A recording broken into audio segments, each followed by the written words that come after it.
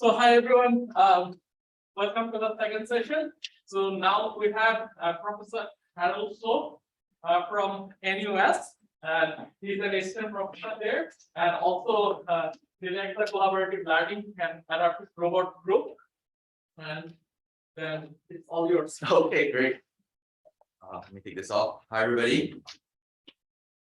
Okay, so the title of my talk is a little bit tongue-in-cheek. I'm not going to present a system that can actually do a PCR test because I think it doesn't exist, although I'll show you one that does. I think HRI is a very broad topic, so it's hard to isolate problems just in general. It's easier to think about specific problems, specific scenarios, and then try to figure out what are the key underlying problems. So for example, like PCR tests. Does a system exist that allows you, that can do a PCR test for a person? And if that system doesn't exist, why or why not? And you can figure out why not, that can lead you to some interesting problems. So let me make clear what a PCR test is. So this is a video from the New England Journal of Medicine. It's an instructional video teaching doctors and medical professionals how to do a PCR test. All right. So first you get the patient to blow their nose, get them to lean back. Let me see, it's playing. Hope so. Okay, close their eyes, and then you're gonna have to stick the thing in. Let me pause this for a second. Sorry. Let me do this. If you feel queasy about this kind of videos, sorry, I'm going to give the trigger warning. I apologize. Because we don't usually give trigger warning in Singapore. But okay, if you guys are worried about you feel queasy about this kind of stuff, please look away. I don't look at it. People on Zoom as well. All right. Let's do the video for a little bit. I'll tell you when you can start looking again. All right. So there's no gore or blood or anything, but somebody's going to stick a swab out someone's nose. So that can be a little bit unnerving. Okay, I'm going to play it again. So if you're worried, please, look away. I can back slightly so that the nasal passages become more accessible. Ask the patient to close her eyes to lessen the mild discomfort of the procedure. Gently insert the swab along the nasal septum, just above the floor of the nasal passage, to the nasopharynx, until resistance is felt. If you find resistance to the passage of the swab, back off and try reinserting it at a different angle, closer to the floor of the nasal canal. Insert the swab into the nostril parallel to the palate. The swab should reach a depth equal to the distance from the nostrils to the outer opening of the ear. The CDC recommends leaving the swab in place for several seconds to absorb secretions, and then slowly removing the swab while rotating it. Your institution may also recommend rotating the swab in place several times before removing it. Ask the patient to reapply her mask. Okay. So just a show of hands, how many people would trust a robot to do that to you? Just curiosity. Okay, so I think most people would not. Feel a little bit worried about having a robot being that close to you and sticking something up your nose and doing this kind of test, right? Surprisingly, I found this morning as I was Googling that somebody actually built a system that can do such tests. But the immediate headline after that was, would you trust a robot to test you for COVID? Your machine performs invasive nasal swab test 10 minutes faster than humans, but even found it and he was terrified as the first test subject. So there is a little bit of worry, right? I say a little bit, but it's quite, I would feel scared when if a robot was being that close to me. And that's a UR10, I think. So that's pretty scary. Okay, so work in my lab basically falls under two main broad groups, right? The first is cognitive and affective, where we try to model people. And one of the main things that we're trying to model is human trust, right? Why is it that people trust to, participate in such an interaction, or they choose not to participate in such an interaction because they do not trust the machine, right? I'm very interested in mainly because if there is no trust, there is no interaction, and then everything else is stopped. So why bother even with the rest of the interaction? The second is some physical interaction, and there we'll be focusing a lot on tactile perception. So this talk is going to be broad. I will show very little math. In fact, it will be almost no math. Okay. I will be giving a kind of overview of the work that we're doing. Feel free to stop me at any time and ask me questions if you want some technical depth. All right. The work will span kind of Sammy's talk and Matthew's talk, all right? Because there'll be elements of both stuff, in one, all right? And finally, I'll end off with trying to connect this together via communication. All right, I say, I present this talk. I really this is work for my students and my postdocs, and they're amazing. I'm very, very lucky. I work with an amazing group of people. There's a whole bunch of them. I think some are not pictured here, but most of them are there. And I also like to thank my grant agencies, funders. Okay, so back to this. I'm going to start off first with trust, and then we'll move over to the tactile stuff, and then we'll go back a little bit towards communication trust. Okay, so let's start with definitions. What exactly is trust? I think it's important to distinguish between robot trustworthiness and human robot trust. They are different things. Trustworthiness is a property of the robot. All right, so these are things like you want to formally verify that your robot will be safe or not hurt somebody, things like that. All right, that falls under trustworthiness, and you see talks today. I was looking through the speakers, and you have amazing speakers going to talk about trustworthiness and providing verification, things like that. So I will not talk about that. All right, we have some work in the area, but that's not going to be subject matter. I'll talk a little bit more about human robot trust, because that's what we've been looking at. And here we can define trust as your willingness to put yourself at risk with respect to the actions of another agent. All right, so for example, you might trust me to give you a talk on trust. You may not trust me to look after your newborn son or daughter, right? So trust can be contextual, all right, but it is a cognitive property of you as well as other stakeholders that are part of this system. Okay. And why should you care about trust or human trust? Is because, like I said before, imagine if we rolled out these robots that could do the PCR test tomorrow, all right? How many people do you think would sign up and sit down there and trust the robot to actually do that? I don't know. And these kind of trust-based decisions do affect how users perceive and work with these systems. So there are issues related to undertrust and overtrust. So in the past, undertrust has been a major issue, still today, I think. But this is a disaster that happened in 1923, where 23 sailors lost their lives because the ship's captain didn't trust the onboard navigation system. So this is not like a new phenomenon with automation. It's been around for a long time. Today, we see people getting into accidents because they are over-trusting their self-driving cars, which, to act in situations or act reasonably in situations where sometimes they cannot. All right, they fall asleep. Shouldn't do that on waiting. Okay. All right, so let's now that you have kind of idea why trust is important, and also an intuitive notion of your the definition of the conceptual idea, so the willingness to trust the robot.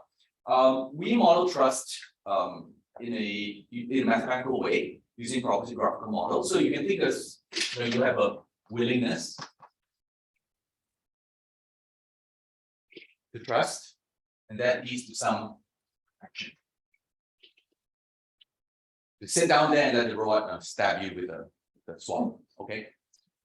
So the problem is that this willingness is latent. You don't see it. So people were talking about latent property this morning. So willingness you cannot see. You can't see the action of it.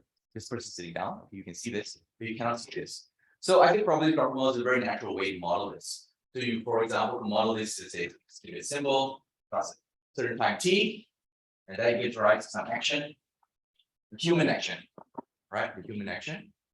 And trust is usually not a static quantity. It will change based on what you see the robot do. If you see the robot, let's say the robot manages to successfully do a PCR test for 50 people and you see this, all right? You're more willing to trust the robot is able to do it. I mean, you ask the people, hey, how was it? And they say, oh, it was fine, it was really great. You're more willing to participate in that interaction, all right? So trust can change. And usually this is based on some observations that you're making. The human is making some observations. Sorry, can you guys see this? You can, right? Okay. And then that leads to future actions. Okay. So this is a very simple kind of trust model, and you can start there. All right. The trick, of course, is it is just a structure. You need to figure out what your probability distributions are. Okay. This is your probability to trust given that your willingness. You need to figure out what this is. You also need to figure out what your dynamics are based on the observations that you make. All right. So the person sees something. How does your trust change over time? and you need to figure this out. So a lot of work in my lab tries to isolate what these components are. Okay, this is all the math that we're going to do. I just want to give you an idea of how we model this. Okay, so trust is a data variable that affects this kind of delegation of trust decisions. I think of it as a complex shortcut.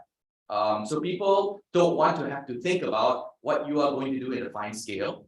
So for example, if I trust you, I trust Jimmy, for example, I'm just gonna go, hey, you know what? He's gonna do what he needs to do to get the job done, and I'm gonna believe that. And then I'm not gonna think about it. I'm gonna focus on what I need to do, and he's gonna get things done in time, and then we can kind of collaborate in that way. Okay. So I'm gonna give you a skinny of what we've learned so far in the past like 2-3 years. Okay. This is just a short summary. If you want details, you can look at the papers or just ask me. But just in short. Right, this is what we learned. 1, trust depends principally on the person's beliefs on the robot capability. If the robot's performance is not good, the person is not going to trust the robot. Okay, plain and simple. It also depends really on perceived intention or policy of the robot. So, for example, if you are a risk-seeking individual, you are more likely to trust or delegate the decision to a risk-seeking robot rather than a risk-averse robot. You want to represent your decisions. Right. Next, we also find that human trust is task dependent. So it not only depend, it's not like I trust to do everything as I mentioned before. It's very similar to human trust. It really is task dependent. More so than that, human beings seem to generalize in common sense ways. So for example, if I see a robot picking and placing an object, I kind of believe that a robot can place a similar object in the future, right? I trust it to do that. Okay, and we have mathematical models for those kind of phenomena. And finally, incorporating trust into planning does lead to improved team performance. So if the robot can take your trust into account when it is planning ahead and trying to figure out what to show you, what to do next, that leads to better performance. So in this example, for example, this table clearing example, the robot has cleared the table, pick up items, and if it tries to go for the high risk item, basically this green glass over here. Typically the person intervenes because there's some cost if the robot breaks that glass. All right, so what the robot, if you take trust into account, what the robot is going to do is start building up that trust over time. All right, so go for the low risk item search, show you I can pick up stuff, and then go from there. Okay, so this was joint work way back when I first started my position at NUS. This was David Sill, Sid, Stefanos, as well as Jimmy. Okay, so let me just. That's the skinny. That's 3 years of work in like a short minute and a half. Okay. Where can you take it from here? I think one of the things that we're trying to deal with is to calibrate trust. So some people say they want to build up trust or put it down. Usually build up. We want more trust. More trust. Trust is great. It's not. You want to have the right amount of trust. You want the person to understand what the robot can and cannot do, and then appropriately decide on what they can delegate to the robot. All right, and this is back to that PCR test. If you don't trust the robot, then you have good reasons for not trusting the robot. You should not participate in that kind of interaction. Okay. All right. The next thing we want to talk about, I think Matthew mentioned this as well, that design is important. Right. So how you think about trust and affecting the design of the robot as well as its behavior. That's essential. And that's something that we figure out. There is aspects of how robots can perceive trust. So somebody asked a question earlier about whether you use biometrics, and some people are trying to do that. Trying to infer trust from biometrics. I would say it's hard, and as Matthew was saying earlier as well, those things aren't exactly trustworthy. So be careful when you're trying to do that. It's an area for exploration. So I think it's interesting, but it's also difficult. And finally, there is some work. Trying to connect human trust and trustworthiness of the system. So if we can take trust into consideration, we will formally verify the entire system, consisting of both the robot and person. We're also looking into this space. I think it's quite interesting, quite exciting. I think Hadas and a lot of other people had this really nice introductory challenge paper, which summarizes some of the key problems in that area. And scaling up is one of the key issues. Okay, I'll get back to kind of this trust calibration kind of thing a little bit later when we talk about communication. Right now, I'm going to switch gears a little bit. Okay, I'm going to switch gears towards some of the tactile stuff that we're doing. Because for this PCR test, you can see that one of the key things that you need to build the robot to do is to handle tool. In this case, the tool is that swab, okay, and willing to kind of put that up the person's nose, and that's a vision denied situation. So when the swab goes in, the robot can't see where the swab is, right? And infer, but it's pretty hot, and you can't see inside the nasal cavity. All right. So how did I get involved in this? I got started with tactile stuff many years ago when I was a PhD student, and it's always fascinated me. But I had to take a kind of stop from that because I had no tactile sensors for a long time until I started my position again, and then I could start playing around with these tactile sensors. I have a collaborator at the US who builds these things, and then we do the learning and control with the robots. Okay, so we've done things like trying to recognize the containers as well as how much liquid is in the containers, which is okay, and then recognizing that both from visual as well as tactile input, whether it's visible. What we can see when you lift, there is a particular signature associated with that lift. And we can also detect things like slip, which is important for manipulation. Okay, so you can do things like control. So this tofu is very soft and fragile, and you can do things like control how far you're grasping the object in order to manipulate, pick up and move it so you don't break the tofu. So this was an early version, and that one's a demo that we did a few months ago. Okay, I mentioned that was just direct contact with objects. Let's move on to tools. So you notice that in PCR test, you have to hold that swab, like I mentioned, nose. So one of my students, Tas, who is going to be on the job market in a few months, okay, he's been trying to see whether you can perceive properties of contacts through tools.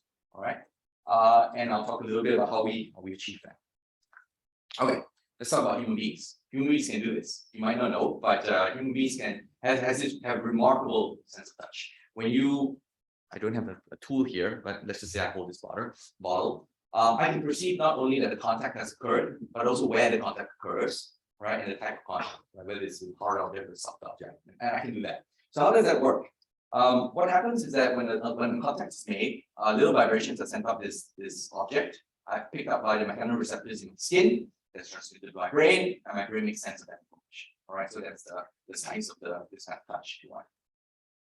So we replicated this kind of behavior in robots. Okay, this kind of ability. We have a skin which senses about 4 kilohertz. You don't really need that 4 kilohertz, but we bumped it up 4 kilohertz to do our experiments. And what happens is that as you tap the rod, you see a signature up there, and we have machine learning algorithms that essentially make sense of that signal in order to predict where the tap occurred. All right, so there's localization. And I'm just going to give you a brief overview of the things that we did. So number one, yes, you can localize taps, and you can localize taps with surprising accuracy, up to less than a centimeter on 20 centimeter rod.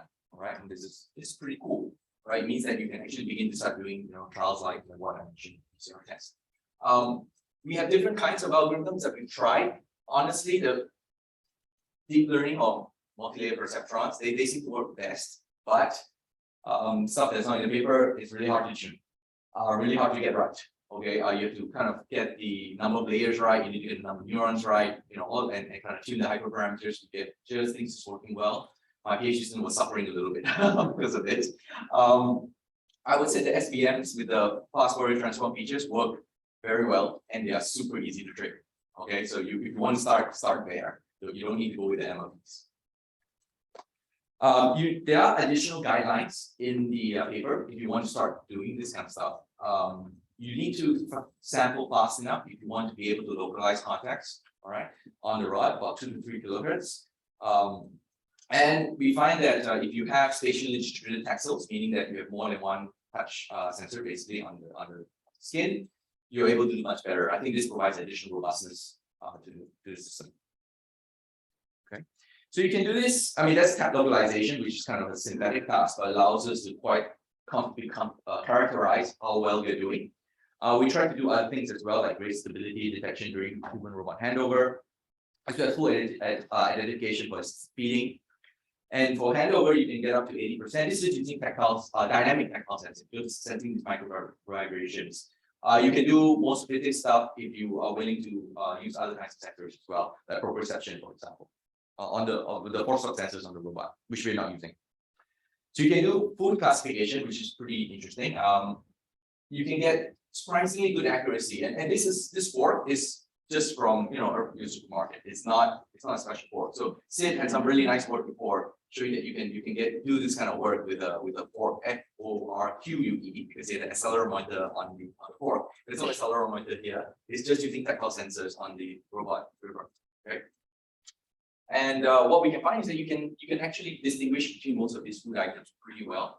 I was surprised that you could detect the difference between empty and water. If you see the water bowl, it's just a bowl of water. And I was surprised that the sensor actually picked up sufficient signal that was able to distinguish it. Okay, so let's talk about challenges. Since this workshop is about challenges and opportunities, I would like to talk a little bit about the hardware and software issues related to this kind of tactile sensing, because I think tactile sensing is kind of a requirement for close proximity sensing for safety, as well as handling audacious manipulation. These kind of things do require some amount of manipulation. So right now, tactile sensing is still relatively expensive. Okay, the hardware is less mature than our vision systems. Okay, there are systems out there that you can get. I mean, there's a lot of work. There's fantastic work at RSS showing amazing tactile sensors, the gel side principally, so people have switched a lot of vision tactile sensors, but we still need low cost and robust sensors. I think that's something that's a little bit missing. Scalability is a problem. So Win Swan from CMU was asked a great question with the keynote speaker about wiring. And her question resonates because when you have a lot of textiles, wiring becomes a big problem. All right. And then you can't integrate it with your robot. And how are you going to get the process? So wiring is the issue. We need it scalable and easy to integrate with our current systems. And finally, we want multimodal sensing. So we're sensing pressure here. But you can sense other things as well beyond what human beings can do. So we can sense proximity, we can sense temperature, our skin can sense temperature, all right, and various kinds of modalities. We would like our robot skin to be able to do the same. 10 minutes? Okay. All right, on the software side, there's a lot of work that needs to happen here too. All right. We don't even know what's the proper data structure and algorithms yet, I think, for processing that concepts. At least from my current intuition, is that it's not quite like vision. Okay, I know that people are really going the vision route for tactile sensing. I think it's more a mix between, it's more like sound, right? Because FFTC features work really well. I think that it's a kind of a mix between sound and vision, and you need to be able to process things correctly, and that entails having the right kind of data structure and the right kind of processing in order to make that happen. We are trying also to leverage multiple modalities. So tactile sensing is just one modality. Human beings use multiple modalities. How can we do that efficiently to get our robots to interact fluently with us in close proximity situations? I think they have to leverage their vision, they need to leverage sound, they need to leverage a fantastic word we saw at RSS, and they need to leverage touch as well. Something we're looking at is safety with tools. So right now we can detect contact with food and things like that. We're looking at contact with people. So if you accidentally swing a bat around or something, or swing a swab around, you accidentally contact with somebody, you want to be able to stop the time. And that's basically indirect contact with the person. So we're trying to see whether we can detect that. Okay, so I'm 5 minutes more about that. Okay, so we'll just do a quick one. Right now, we're trying to integrate these two pieces together. So I talked about how we have the human modeling side and the physical interaction side. How can we maybe put these two pieces together? That's hard.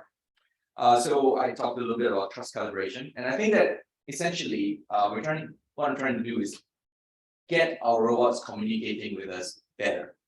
So this experiment that I showed with the table theory, you can think of when the robot was picking up the different objects in a particular way. That was a form of communication. That was the robot telling you that, hey, I can do this. All right, so trust me, I can do this. But that's not enough. I think that we need to be more explicit with communication between robots and human beings, while being a little bit careful. Because the moment that you start getting the robot to talk, people have unreasonable expectations of what the robot can understand. So the robot starts talking, a person might think, the robot can talk, so he must understand what I say, right? But we know that those two processes are very different. For robot. One is easy, one's really hard. So, I think they are net important. So we have some experiments showing that you can do some sort of communication and communicative actions without having to talk. You just show gestures, you show that, I can't pick this up, or I can't pick this up. And people start to trust the robot in appropriate ways. You can calibrate trust appropriately in such a manner. So the problem with this paper was that everything was hand-coded. All right, we hand-coded the human model, hand-coded the robot model, And we're trying to move towards more learned models, because as Matthew was saying, right, I think that us specifying exactly how the human being works, that's arrogant. I think that doesn't work, right? So we have to specify some structure, but maybe learn appropriately in good ways, all right? Okay, so the mirror was that we presented at RSS. This was an attempt at this, all right? It's the first step, I would say. But there's a lot more to do in this regard. So I want to say that mirror, I didn't present this at the conference. I will talk about it now. So we did a human subject experiment where we got people to come into the lab and drive around the vehicle while mirror was providing information. Okay. And we compare that against another approach, which was a belief matching approach. So what's belief matching approach? Belief matching has no planning. All it does is it tries to infer what you believe about the environment, and then it has its own beliefs and it tries to match them. Okay. The downside of this approach is that it doesn't stop talking because the environment is dynamic. So every time something changes, I don't have video here, but basically the agent is always saying, there's no car in front of you, there's no car at the back of you, there's no car at the side of you. It's just telling you nonstop, and it's really, really annoying. So you see over here, participants are telling us that it's way too daunting, right? And most of them don't like the belief matching approach, but some people did. All right, so let's talk about the some people who did. So why did they prefer it? So this one was interesting. This person said, I felt annoyed and safe at the same time. Because the system was continuing talking and they were driving in like a foggy environment. To them, they felt reassured that the system is telling me that there's nothing in the way, so I'm doing okay. Well, again, we compared to our approach with planning, it was more quiet. So some of them felt that I have some confidence that it works, but I'm not entirely sure because it's quieter, right? It doesn't say as much, right? This planning. This tells us that we are not modeling something appropriately in the system. Why is that the case? Because in Mirror, we're using the robot model structure, and the robot has no conception of trust or need for reassurance, right? It doesn't have that in the system. So that's something that we're trying to put in, right? Can we put human factors into that initial structure? I think we can do that. So that's what Kai Chi is working on now. Another limitation with this system is, unlike the ones that we had before, Mirror works in teleoperation kind of shared control settings. So if the person is sitting in a smart wheelchair, that's fine. But if the person is next to the robot and they're trying to do surgery together, that doesn't happen right now. Here you're gonna have to do perspective taking and belief switching as well. That's a little bit more challenging. We're working on that. And finally, how we can connect like that haptic-based interaction. I think it's interesting because we're talking about multimodality, multimodal communication. So this is the example I usually use instead of the PCR one. It's cleaning a wound. So if you go to a clinic, there's a nurse and the nurse is helping you clean your wound. You trust the robot to do that before you. And if you look here, the nurse is holding the patient's hand, right? And I've participated in one of these before as a patient, right? I had a cut, and the nurse is telling me stuff, right? She's providing reassurance. She's not like silently cleaning her hand. That's just weird, right? So she's saying, I've done this. Don't worry, it's just a cut. You'll be fine in a few days. You're gonna feel a little bit of a pinch now as I come close. These kind of things. That makes the interaction so much richer. And it's really not something our robots currently do. And I think that I want to push us with that kind of interactions. All right, so that's how we're trying to tie things together. If you want to find out more, that's my website. And feel free to email me. I'll contact the website. I'll code. We try to make all our code available online so you can play around with them. Some of the things, of course, they're tied to specific robot platforms, but if you want, let me know and we'll see what we can do. Okay. All right, thank you very much. If you have any questions, I'll have to pick them up. I'm sorry. Hi,